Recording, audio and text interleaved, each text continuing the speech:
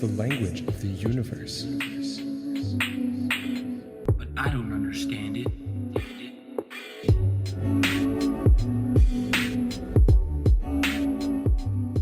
Welcome back, everybody, to another episode of the Math and Physics Podcast. I'm your host, Parker.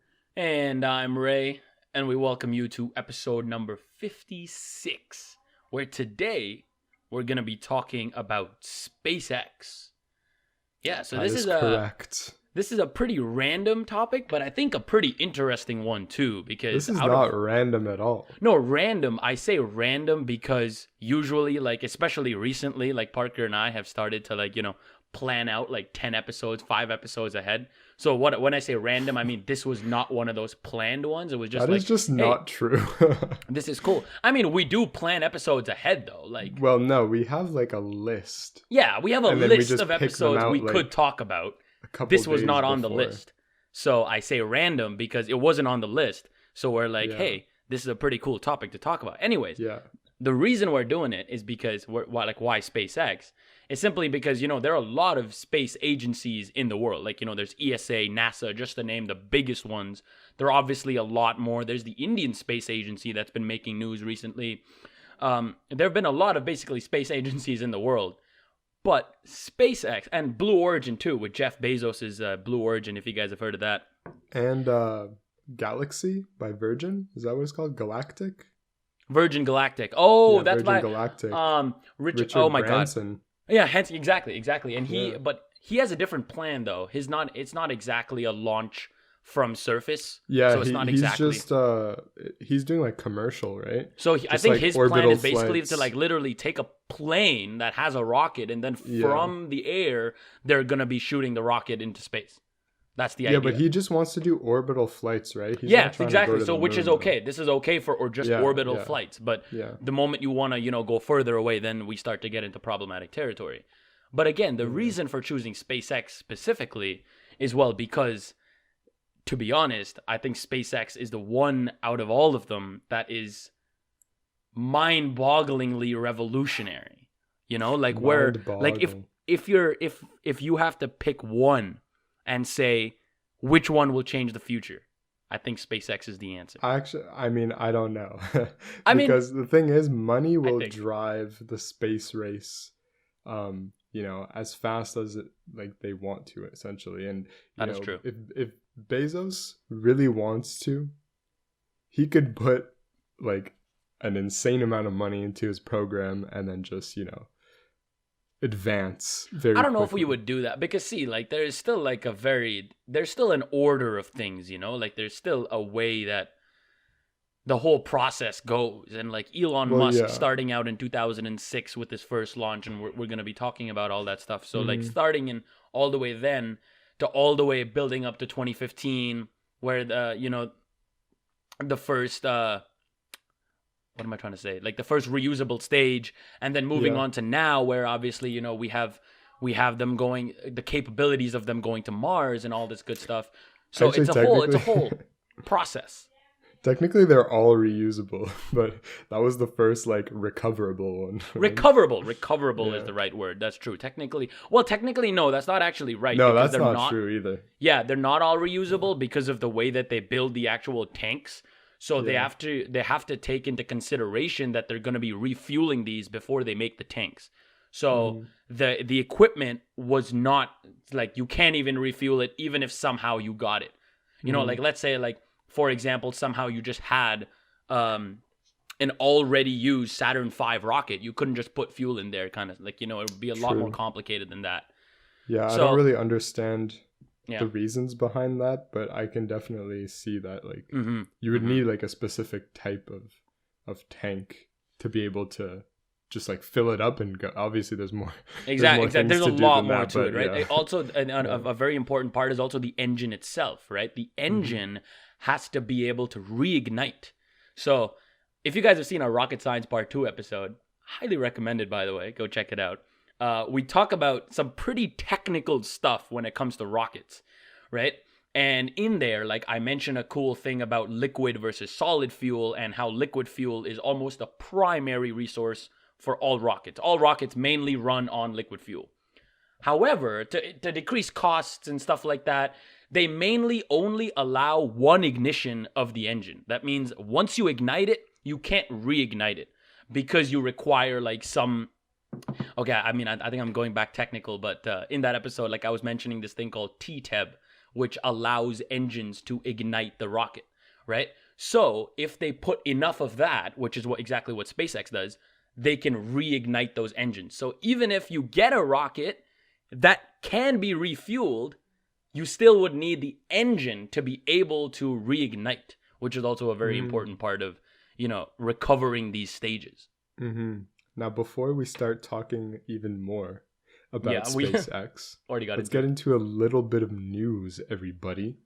We are currently sitting, I think, very close to 94,000 downloads. Ooh! Very close to 100,000. If you have, I think we'll do this right after we finish recording this episode, but we'll post a post on Instagram where you can leave your questions. Mm-hmm. We're going to do I don't know. I don't think we decided if we're going to make it like a mini episode. Maybe we'll just upload it to YouTube, we might just make it like a YouTube video where we just answer your questions, just to do like a special 100K milestone type episode there. Mm-hmm. Or if we're going to actually make it an episode and post it to the podcast. So yeah, just go onto our Instagram at math.physics.podcast and ask some questions, and then we will answer those questions. Yeah, so by the time this video is up, or this episode is up, the post should already be there. So if you just head to our Instagram, you can ask a question, and it doesn't really matter what, like any question, to be honest. Obviously, depending on the number of questions, we might have to see, how much time we have and all that stuff, so we don't even know. There were quite a few people who responded on the Instagram story saying yes to the 100,000 to the 100K Q&A. I like the name. So thank you for those people who responded, and because of you, we will be conducting this Q&A. And we actually did do a 10K Q&A. Yes, which is interesting, because now we're literally 10xing our total downloads, which is awesome. I thought, to be honest, sorry, continue. No, when we hit 10K, we're like, damn. 10K is like a big amount, which it was, at the time. But now it's like we're coming up on 100K, and then you think about 10x from 10K is 100K, and we're almost there. 10x from 100K, we're gonna do the 1 million. The 1 million Q&A. That's gonna be crazy. We need the milli. Yeah, so that's gonna be the future. But at least for now, with our 10K, I still remember I was wondering, hey, let's do a 50K or 25K Q&A, something like that. And we were always like, we can't have too many Q&As, then they won't mean anything. So I guess we're just sticking to the 10 multiplier now. To answer. Yeah, the 10 multiplier. It's a nice schedule. Okay, also, so getting into I'll keep this. The comment of the week. Oh. So we actually got some nice comments on the recent episode, but I'm going to take the very first one, and that is by Kieran99344. That's his YouTube handle. I'm assuming your name is Kieran, so shout out Kieran. Kieran says, "Hi, from London. I discovered your podcast a little over a week ago. Started on episode 1. Instantly hooked me in. I'm now up to date, eagerly waiting for the next one. I started listening and have listened to every episode. Wow. On full volume, playing aloud at work. Every time someone passes, they be like, wow, you're smart. I'm like, I'm really not. I barely understand. But it's so fascinating, the ideas, the theories being talked about, and I'm trying my best to learn what's going on, and I'm glad to say I'm learning bit by bit. Keep it up, lads." Thank you, Kieran. Thank you for that wonderful comment. Nice to hear. Obviously, that is our goal, to get people that don't understand science and physics to understand science, physics and science. So, yeah. Thank you. Well, thank you. Not necessarily to understand it. To be fair, we're not out here teaching people. That is very true. We're trying to impart our love of learning it. Let me put it like that. So we are imparting. So we are simply telling you, well, if you enjoy it as much as we do, you can listen to us and then learn it yourself, because that would obviously always be better than listening to 2 second-year university kids teaching. I just had a quick idea, actually. Yeah. And I don't know if this is ever gonna actually happen, but if you're a listener of ours and you want to actually have us explain to you concepts. Like Rayhan and I actually tutor students. So if you want to like send us an email, if you're looking for a tutor or something, you know, whatever. We'll, Why not? like maybe we'll take you on as a student. That's just maybe a little idea that I thought of, but okay. Well, I mean, we'll we can get into the specifics depending on who emails us if people want to do this. So no, we'll just answer your email and go, you know, case by case. Yeah. Whatever happens. Yeah. So let's now start this episode. Yeah. So SpaceX. Talk about. I think the first thing we should get into is, of course, the history. Everybody knows I'm the history buff. I love to talk about, you know, way back in the day. Okay, so let's take you guys back to 2001, the year that Rayhan and I were born in. And this is actually the year where Elon Musk, the great entrepreneur, engineer, had the idea. He had this little project he called Mars Oasis. And this little conceptualization was to send like a greenhouse project to Mars and to grow plants on Mars. And the reason why, I mean, obviously this project to people like Rayhan and I is like a very cool thing where it's like, okay, we're gonna send plants to Mars, you know, whatever. I don't know if like, you know, maybe to the government officials, if you propose that project, they'd be like, okay, well, why? You know, we're gonna spend all this money just to grow some plants on it. Anyways. But anyway, he wanted to do it. He wanted to fulfill his little project. So obviously you need rockets to get to Mars. And so he went to Russia looking to buy some rockets at a cheap price.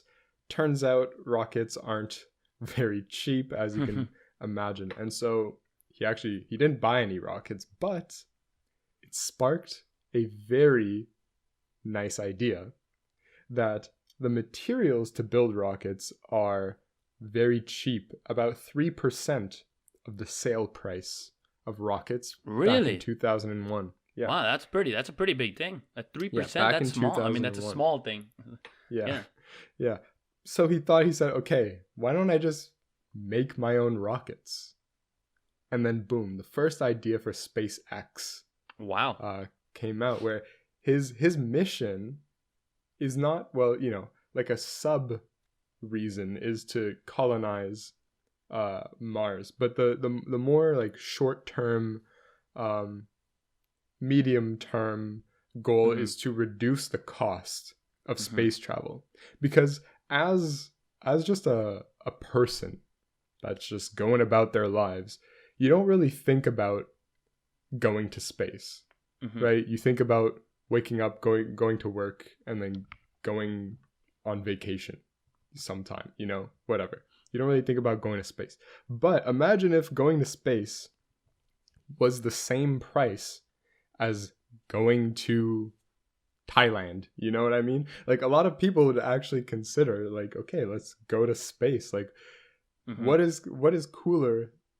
This is my personal opinion, but what is cooler than going to space? You get to float around, and like, something, I know you can actually experience zero gravity with the planes, you know, the way they go up and down and stuff like that. But I just think that going to space, experiencing zero gravity, and like seeing space, being outside of the Earth's atmosphere and all that stuff. I think all of this is only due to the fact that we haven't been to space.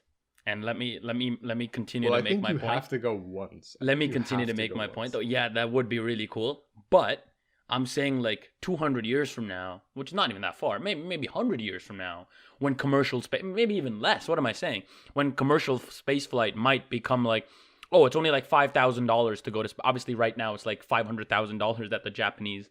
Oh no, actually, I think it was a few $1 million. Actually, that no, I thought it was 200,000. For a ticket, because he was trying to fundraise money for something else or something like that. Anyways, it's very expensive to go to space right now in 2021.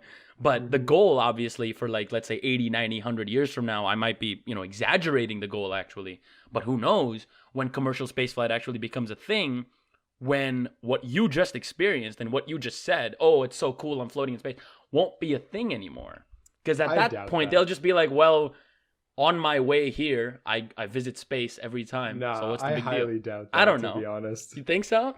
Yeah, definitely. I don't know, because okay, imagine 100 years ago, 200 years ago, thinking, or like one person thinking about flying to another country with an airplane. I mean, there's no way you would have thought of something like that. Flying is kind of cool. That would be crazy. Even... I fly in the sky. That's nuts. No, but nowadays flying is still cool. You get on a plane. No. But I'm trying to make an analogy though. I'm like, in those days, going to another country by plane, obviously, because you could still go to another country. But the process is what I'm talking about. That plane journey through the air was something that no one ever thought about. But at the same time, you're not floating though. Like the floating is the cool part. Why does floating matter, man? It doesn't matter that it's like it would be the same level of coolness if like you had like a zero gravity room, like. But why? Why are you so obsessed with zero gravity? Like, again, it's cool because we haven't experienced it. Hold on. We haven't experienced it. Hold on. Are you saying you would not want to have like a light switch on your wall where you can just turn it on and you could just zero gravity? Like, that would be so cool. That would be so cool. That's a phenomenal idea. It's truly amazing to think about. It is cool. I'm not saying it's not cool. But what I'm saying is that by that time, by 80, 90 years from now, people are not going to think it's so cool because they would have been doing it so often. I don't believe that. Okay, well, 1 second. I don't believe. Anyways, well, let's see the situation. Coming back into SpaceX, though. You're not allowed to get into my zero gravity room. Okay? You have no rights. Anyways. Coming back into SpaceX, again, a big advantage of making all of the products in-house. And, as you were saying, like it's 3% of the sale value. So making all of the products by yourself, in-house, in-store, basically, instead of buying it from somewhere else, saved him so much money that eventually, of course, NASA, who, remember, his original goal was to raise the funding of NASA, was to get NASA to be able to send his plants to Mars or send his plants anywhere. But obviously that couldn't happen because of the power and the money that they required. So then, thinking about it, he made his own agency called SpaceX, now that we know. But more importantly, he funded everything himself, and all of the projects, all of the operations, every single rocket were made in-house. Or at least most He didn't fund it himself. He had investors. No, funded himself was wrong, but he did primarily put up a lot of the capital himself because it was his project. Like I believe he was the largest shareholder of SpaceX all the way. So I don't have a fact check. No, because I believe that is true, because I was actually looking at something, and I can't quote it, but I was looking at something where it was after this launch, Elon Musk owned 70 million shares of SpaceX, valued at this, largest shareholder of space. So I'm just assuming, and I am going to assume because SpaceX is under Elon Musk's name, I'm going to assume that Elon Musk was the largest shareholder, so probably the largest person to also inject his capital into it. Idea being that SpaceX launched a rocket for like $80 million, while NASA and ESA could do the same thing for about $250 I was gonna say that's million. Not bad. Sorry? Wait, hold on. Yeah. My Audacity is only recording like 1/2. Oh, it's back. Oh no. Okay, keep going. Okay, sorry. Small technical difficulty. We're good? Okay, yeah. So basically, they got the price to reduce significantly by building in-home product. And they also did some other things, I believe, because to simply get that 200 million price tag to 90 million is not easy. Like, I believe there were a lot of other things as well that he did that I don't know if we're going to get specifically into, but there were a lot of, cut like corners and stuff that he cut, and he managed to make this rocket for this amount of money. Well, do you know if it has anything to do with the rocket designs? Like the price? What do you mean? Like the design as in? Because the rockets aren't the same as like the NASA rockets, right? The way they design them. Exactly. So that, like, do the designs have anything to do with the price? Well, yeah, obviously. Oh, Yeah. that way. Like, yeah, like obviously the diameter of the... Oh, that way. Yes. So the diameter of the Falcon 9 and all the Falcon rockets are actually significantly smaller than that of like the NASA and the ESA rockets, right? Which actually does contribute into making the price cheaper, but also forces them to not put as much payload. So, for example... Now, this is the drawback of SpaceX. Now, the fact that it's so cheap and the fact that, you know, it's so light and it's using these good materials, how much can it really carry to low Earth orbit? Like, how much weight, what's the payload weight that it can take to an orbit around the Earth? So that was starting to become questionable, right? And originally, when SpaceX started, and I think we can get into this a little bit, its very first launch, the Falcon 1, where it had its one Merlin engine, right? The Merlin engine is a very famous engine, if you guys know about it now, the Merlin 1D, used on all Falcon 9s and Falcon Heavies. So the Merlin engine was developed all the way back then. I think 2006, right? Was the first launch? Or 2000? Was it 6? I think it was 6. I'm not sure, actually. The very first launch, the very first successful... Wait, which... Okay. 2008 was the first successful launch. About? Yeah. So 2006... to 2008, so about 2 years, they tried launching Falcon 1. Now, Falcon 1 failed 3 times. They've launched it 3 times. It failed all 3 times.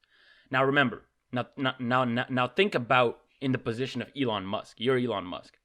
Crazy to think about, but let's say you're Elon Musk right now.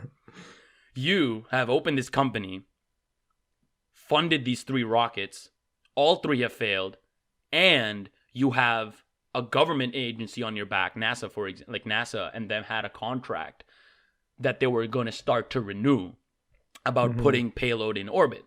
But obviously, they couldn't even get their first thing. I mean, again, NASA didn't actually agree to the contract at that time. They were still making fixations because they hadn't even launched the rocket yet, right? The thing is, after perseverance, obviously, and I mean, we know the story of Elon Musk, so there's no reason in hyping it up. But that 4th launch, and I think it was September 2018, 2008. 2008, yeah. Was when they launched Falcon 1 for the very first time successfully. Or for the very first time successfully, with the 4th flight. That's right. But it was the very first time successfully.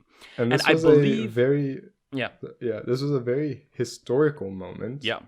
Because for the very first time in all of history, the first rocket to reach orbit by a privately funded company. Like we're not talking like governmental agencies like NASA, ESA, all that stuff. They have like the power of the government behind them, even though they don't get the appreciation that they should, which is a whole other topic. They still have they are like a branch of the government. In 2008, we see some random, well, not some random guy. We see somebody just on his own. He's like, I'm going to make my own rockets and we're going to go to orbit.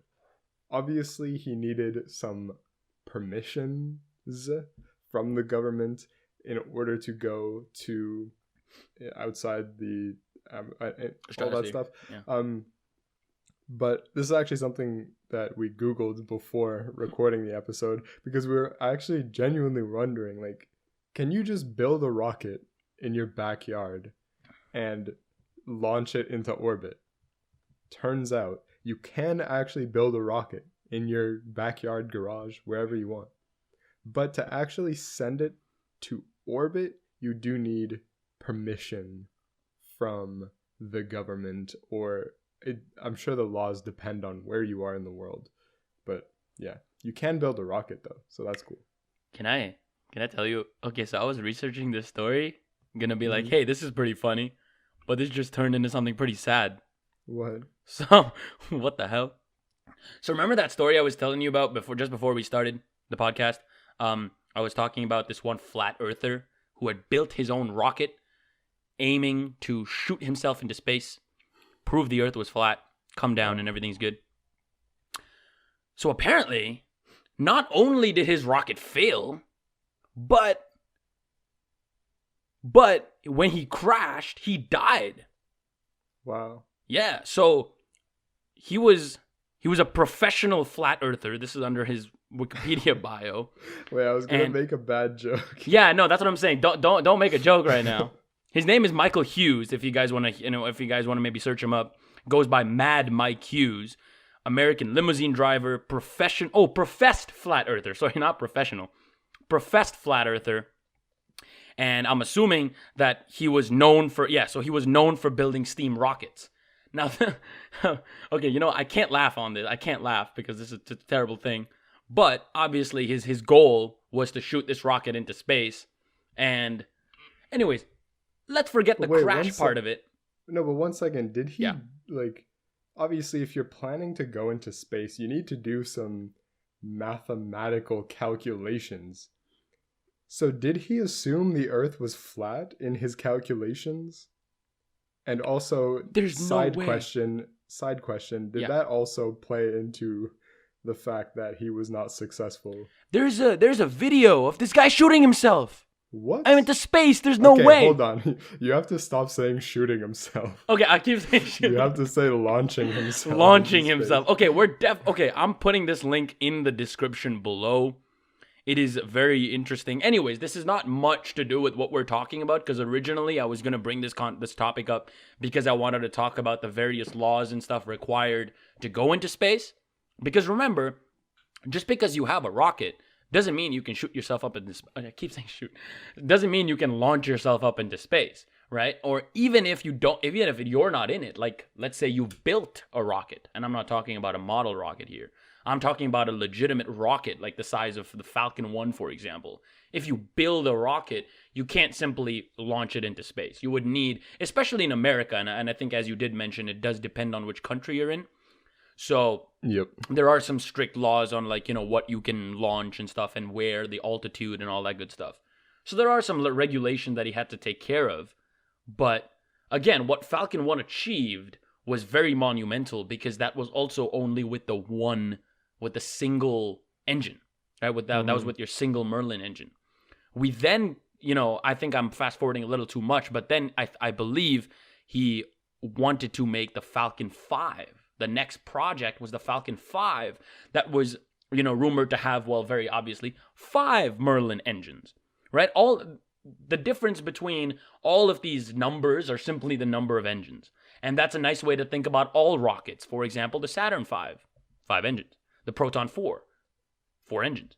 So it's all about the number of engines and the style and the type of rocket that's used. Mm-hmm. So the Falcon 5, as I was just mentioning, was supposed to be a project that was going to be successful until it became the more known Falcon 9. Oh, wow. We know the Falcon 9 is one of the most successful, and I say one of the most successful is because it was the very first recovered rocket, right? The Falcon 9. Actually, sorry. Yeah. Before you talk about Falcon 9, just some notable achievements here. Okay, let's hear it. The year after they had the first rocket to reach orbit, private company, all that stuff, they actually put a satellite into orbit, which was the first time it was done by a private company. Also, the year after that, they launched, orbit, and recovered a spacecraft, first time done by a private company. And then 2 years after that, this is 2012 now, they sent a spacecraft to the ISS. Once again, first time by a private company. And then now, fast forward to 2015, and this was actually the first time that they were able to land a rocket on land. Mm-hmm. So yeah, it's funny that you have to say it like that, because they recovered the rocket technically, right? It was a very interesting maneuver that we will get into, but do remember, right? Like, all of this is stemming from some basic physics, right? And all of this rocket launch, understanding how these rocket launches work, they all stem from understanding physics and understanding the way that these rockets work.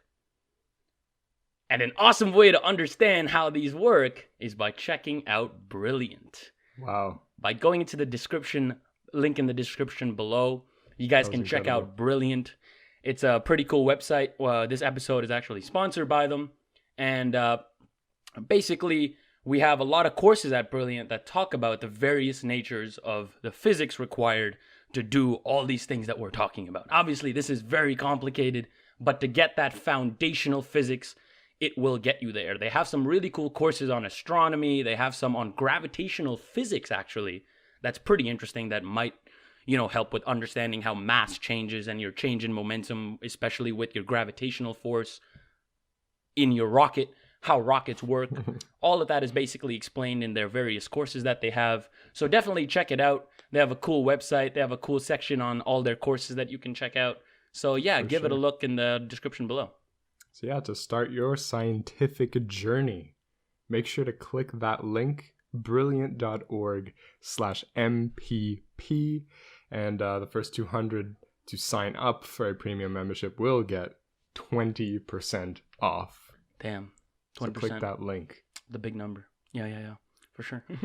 One day, what if somebody goes on Brilliant, learns about physics and rockets and all that stuff, and they actually become an aerospace engineer. Ooh. And they end up working at SpaceX. Ooh. And they end up making the next revolutionary rocket. Ooh.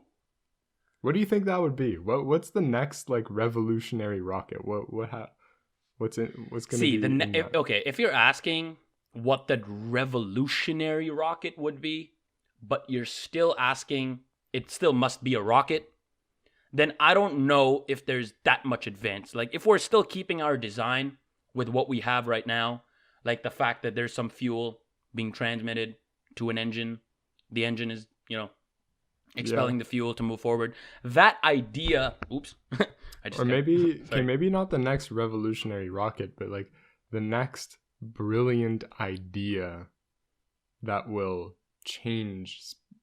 To be honest, actually continuing on that question, I could give you an answer like this. There are some fuels that have been hypothesized that could, as you very well mentioned, revolutionize rocketry forever. For example, deuterium, which is one of the isotopes for hydrogen, is not actually commonly found anywhere. But if we can make a stable form, I believe, it's deuterium that provides almost that unlimited energy, right? Because I think the next best thing, so the best thing that we could ever hope for would be metallic hydrogen, right? If we can use metallic hydrogen, which is basically hydrogen in its solid form, which has been hypothesized to exist, at the core of stars. Core of the Earth? Core of stars. I don't know. Core of stars? Wait. Is it core of the Earth? It doesn't matter. Anyways, core of something. Basically a very pressurized region for this metallic hydrogen to exist. Metallic hydrogen could actually provide us with almost limitless power. Wow. So using metallic hydrogen, we could actually power an engine. And obviously, I don't know the very specific details, but I do know the rough idea. And it's very similar to deuterium as well. Basically, elements that we can't really find. And it will be able to provide very, very, very long travel journeys. So basically, the fuel will be able to continue to burn for extended times. And it would not be, it would basically not. How do I say this nicely? The ISP is a lot higher. The specific impulse, that's the technical term.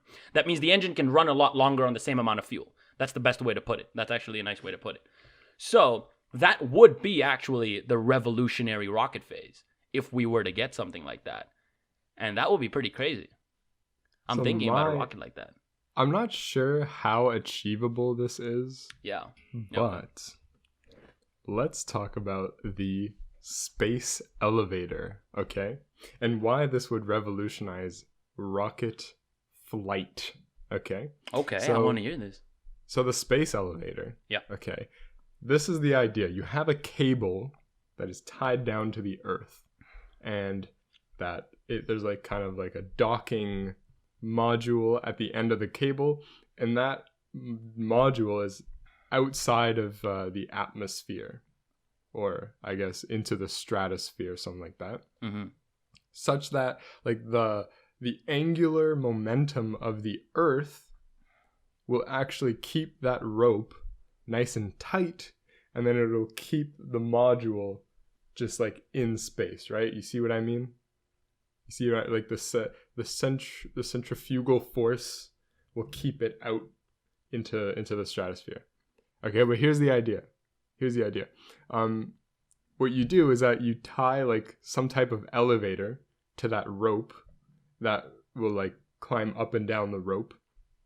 And what you do is you bring your rockets up to the docking module, and then you launch from there, where there is less gravitational force, which makes it easier to actually leave the Earth's pull. No one cares about gravitational force, though. It's air resistance. That's the big problem. Okay, well, air resistance and also because right, the further away you are from sea level, for example, the less you actually have to deal with, like using up your fuel. Of course, to get up the rope, you're gonna need, or you can use like electrical energy, for example. Mm-hmm. But once you're there, you don't need to spend or to use your fuel to get up to that point, to get past the air resistance, the gravitational, and like. I know. I totally know what you mean, because I actually have what's that read. Word though? I was looking for a word. I like glitched for a second. The gravitational potential energy, right? That you have to convert. Yeah. Yeah. So I actually read a very similar article. Maybe we read the same thing, or maybe saw a video on it where it was talking about this exact thing, where the future of rocketry truly would be if we can, or not future of, again, just like a shortcut would be if we can kind of push our rockets to the level of space, and then we can launch it from there. Because on average, I mean, obviously this number might not be very, I'm just around 30 to 40%. I think that's a very reasonable number. A very big chunk of your rocket's fuel is being used only to get out of Earth. Which so makes interesting sense if you think about it, right? Sorry? Because once you're in space, you're just cruising. Once you're in space, you're cruising. Once you're in space, you're cruising. You need to do some get adjustments, but you're already going. To get into orbit, right? The average orbital velocity is about 8 kilometers per second, right? Around that speed. Depending on the height, obviously it can vary, but 8 is a very general number. So that means that the rocket would have to reach 8,000 meters per second by the time it's in orbit. And now remember, because of air resistance and because of, well, gravity is an obvious factor, but air resistance is the biggest one, because of the atmosphere itself, right? Because if there was no atmosphere like the moon, we would have no problem. Shoot up, perfect. But because we have an atmosphere, very unfortunately, or fortunately because of the UV rays, but anyways, because we have an atmosphere, we have to get out of it, and getting out of it is the biggest problem. So if we could actually make this space elevator to get a rocket all the way up there and then launch it, it would be cool, but here's the problem. Now, here's what I was thinking about while you were saying that stuff. Now, the biggest question is, well, first of all, how high do you propose the space elevator would be?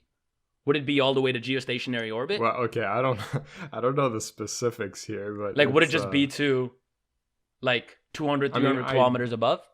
Ideally, you would put this into a multivariable function, and you solve for the maxima, right, to get the best. Well, we don't have a lot buck, of variables here, though. Remember that, because the biggest problem with this is, remember, we do actually.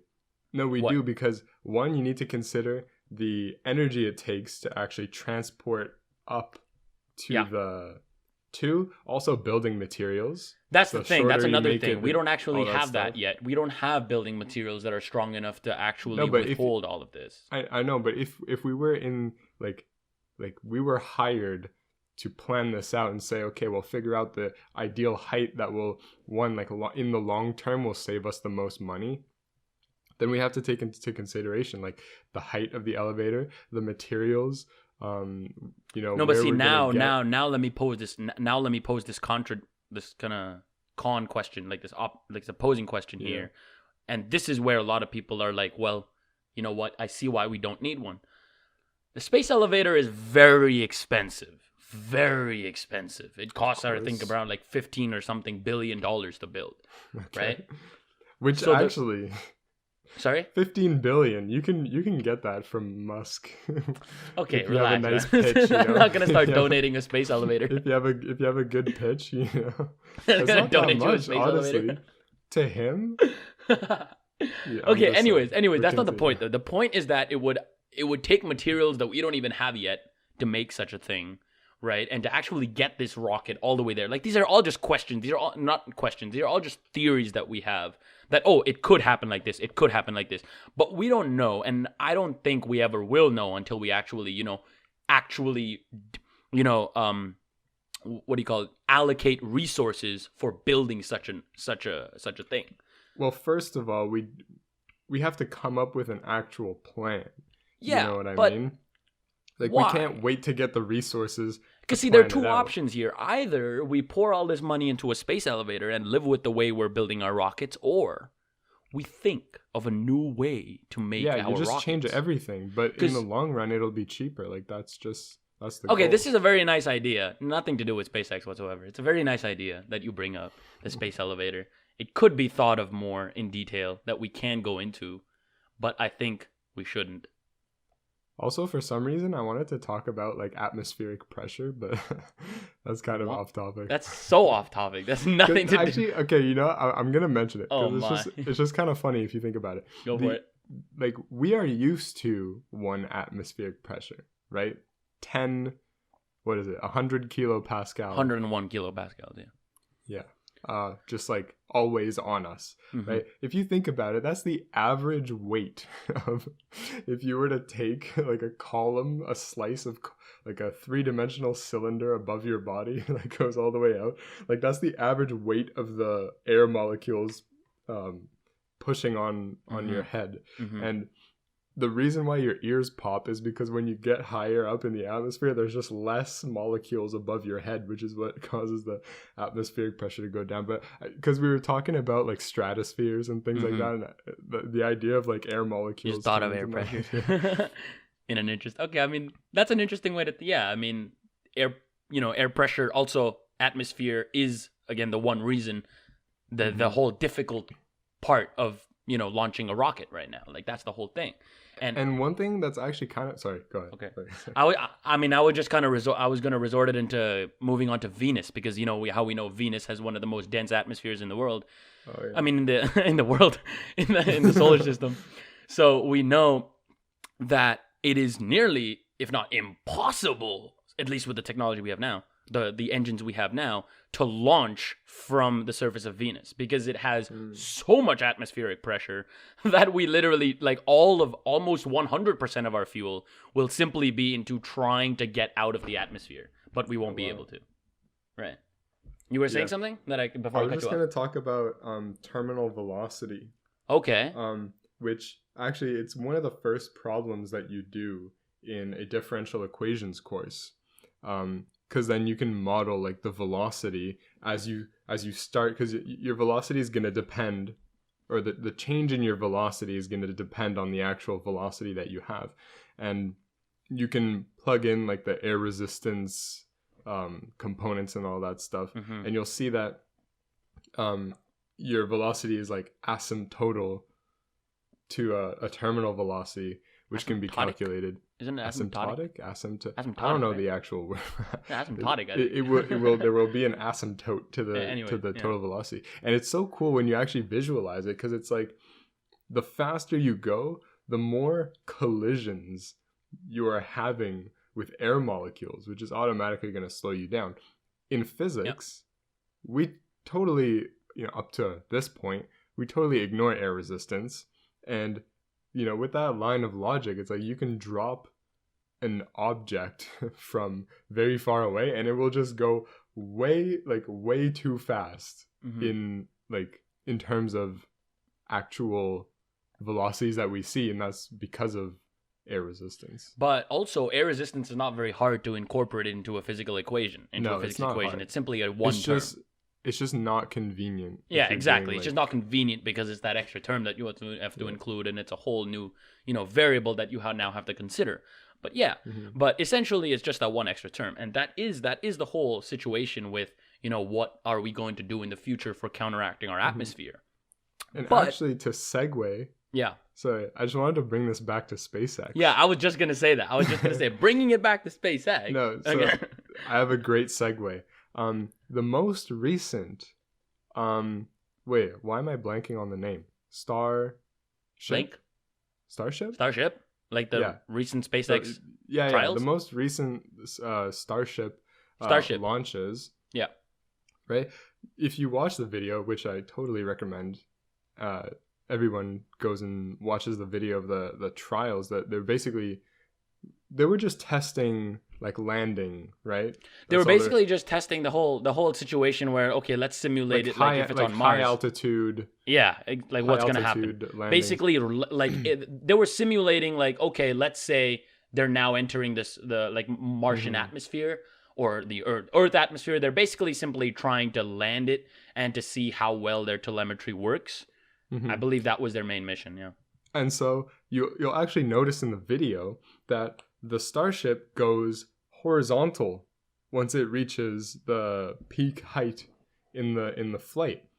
And that is actually because of air resistance, right? It goes horizontal so that just the geometry of the ship slows it down. Slows it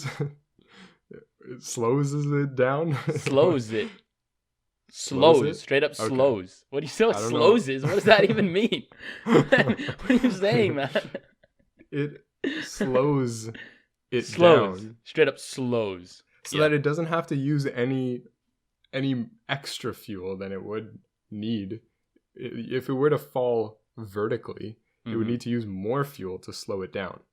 And, obviously, you want to save on costs. You want to take advantage of the fact that we have an atmosphere and say, if we just go horizontal, we'll slow down. We'll actually be able to steer towards the landing because there are some fins on it, right? So, of course, some smart people over at SpaceX who are good at coding, right? And I feel like most of aerospace engineering is just, you learn physics and then you just code. You just code it. So yeah, they take advantage of air drive. Because a big thing, right, with the whole... So, okay. If anyone listening plays Kerbal Space Program, please put it in the comments below. Because I want to talk to you. And I think I have mentioned this before.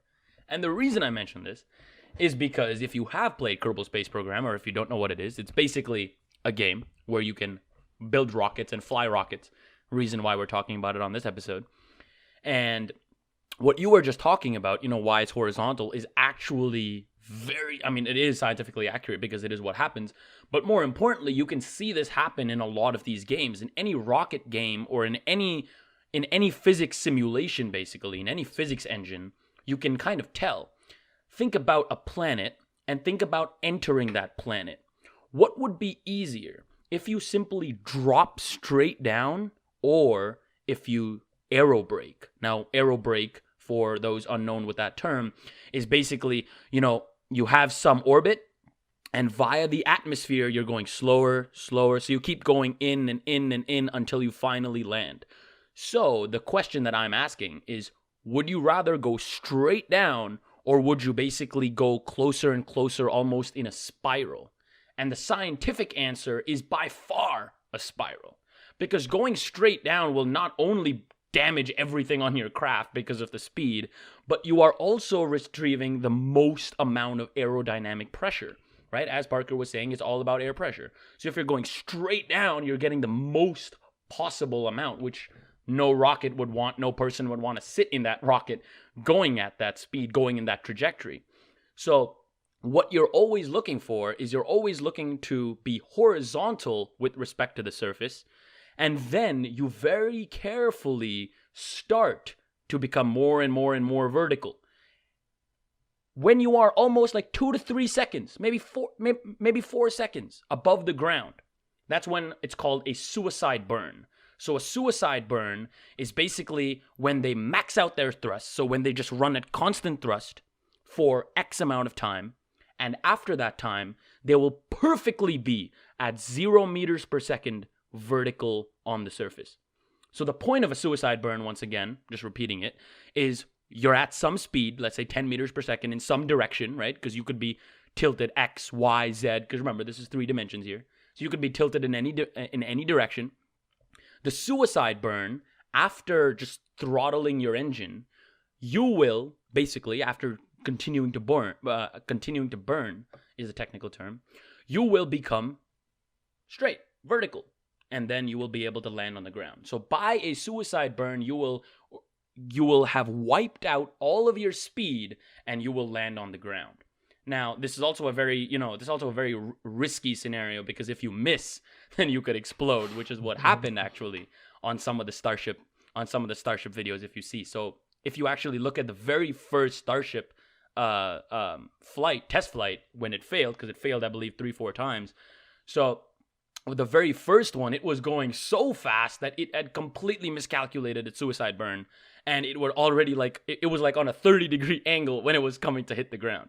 So that had just exploded. So I think even the second one had miscalculated it, but then when they finally got it, you can see how this works. So looking at any rocket landing, and I'm talking about SpaceX, recovering, you can see how this works. You can see it very, very carefully moving from a horizontal-ish position to an almost clear vertical position straight downwards. So it's a very beautiful sight to see if you guys haven't seen it.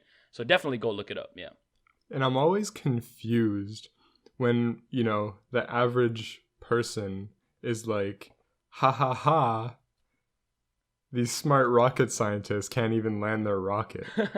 But it's like, okay, first of all, this is the most revolutionary event. Yeah, this is just being ignorant. This is just them being ignorant.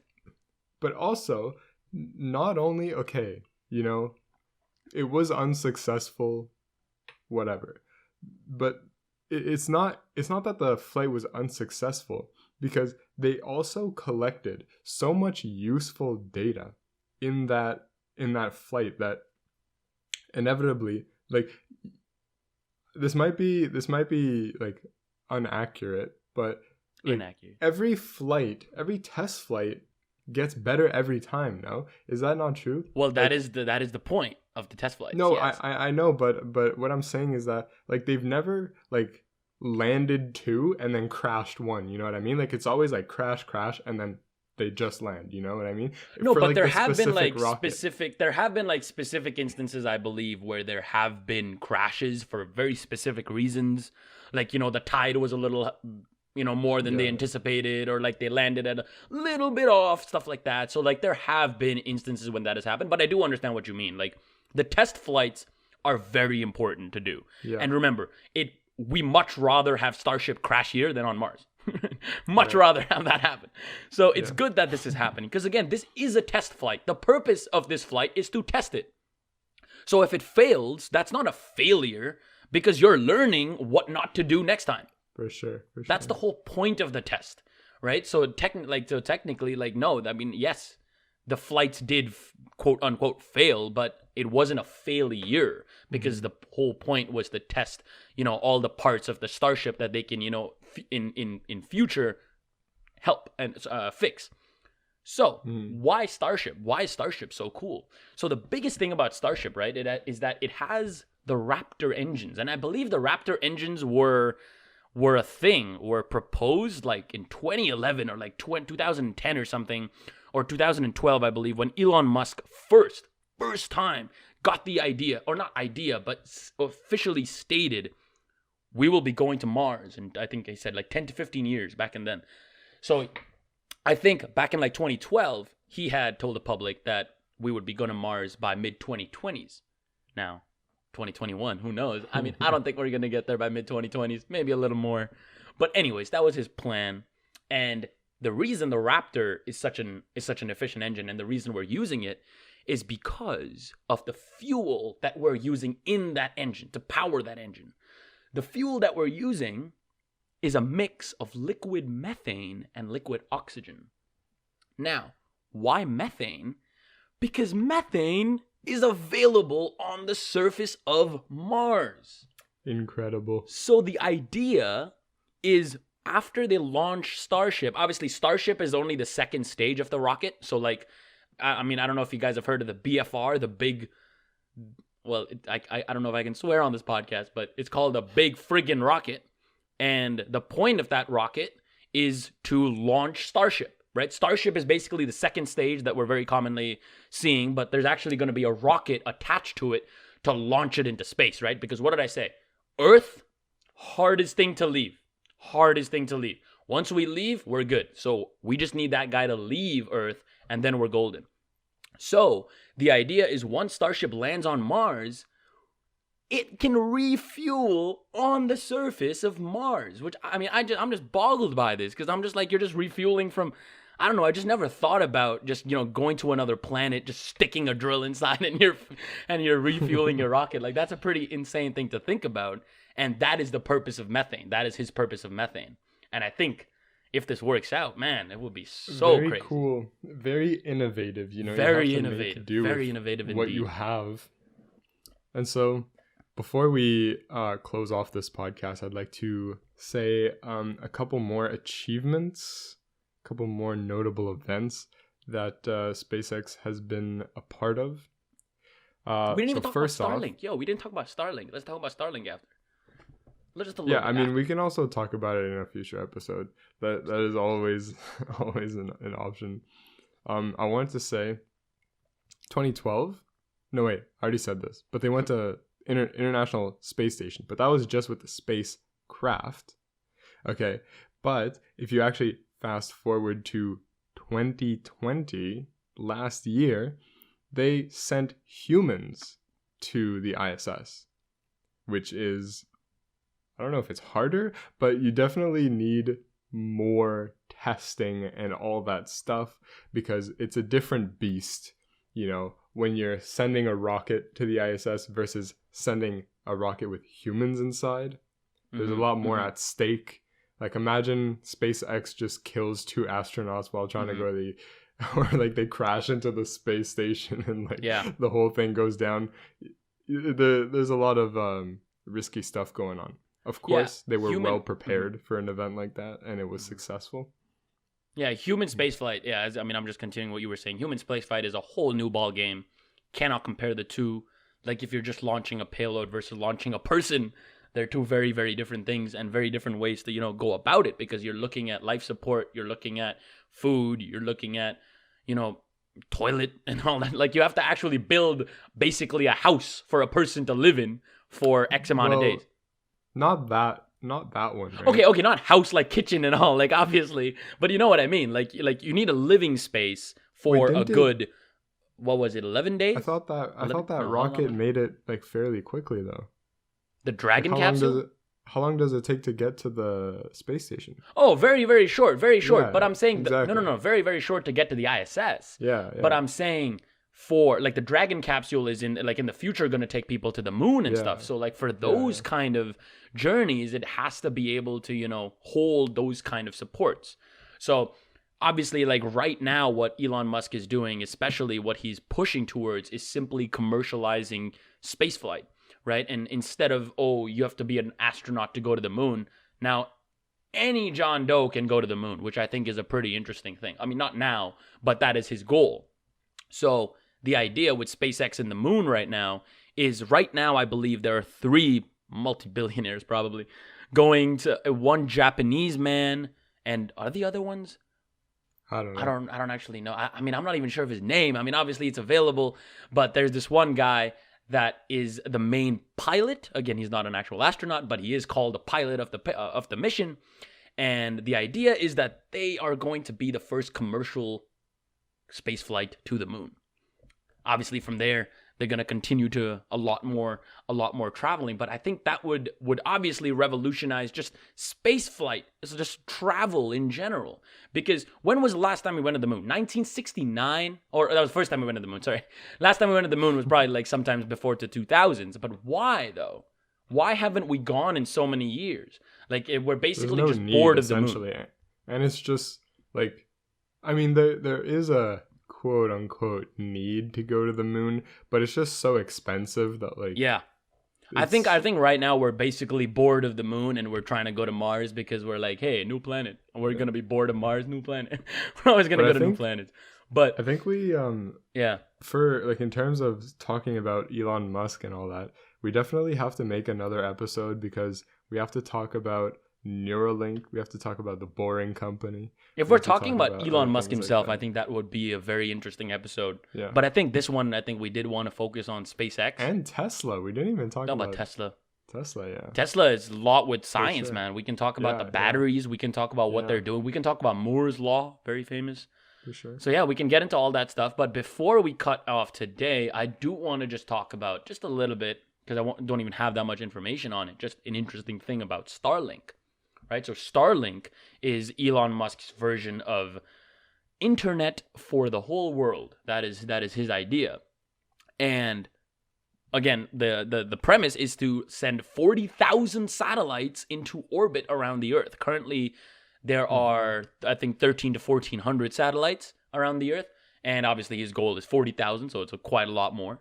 But I believe right now, people are already signed up for Starlink, and it's like $99 a month, $500. It's very expensive. Yeah, there have been like testing and all that stuff. Exactly. And on Twitter, actually, people are like tweeting out, this tweet has been sent out on Starlink. Like, that's cool. So crazy. That's actually pretty crazy. Because remember, how is what is different from Starlink? So like Starlink, the only thing about it is, so when you're talking about like your regular internet, you're still getting it from a satellite, right? Like all the internet is coming from the satellite, relayed through the satellites of the world from some original location, and it's basically being relayed everywhere. Like if my video, if I'm sending something to someone else, it's basically getting relayed all over the world. Now the idea of there are actually transatlantic cables. Yeah, but they're not satellites. Yeah, I know, but I'm saying like... you mean like basically to get information across. Okay, so there are other ways to get information across. Yeah, it's not satellites all satellites. Aren't the only ways. Okay, so satellites aren't the... Why am I holding my pencil? So, satellites aren't the only ways to get things across. Maybe you're right, but it is the fastest way to get things across. That is probably correct.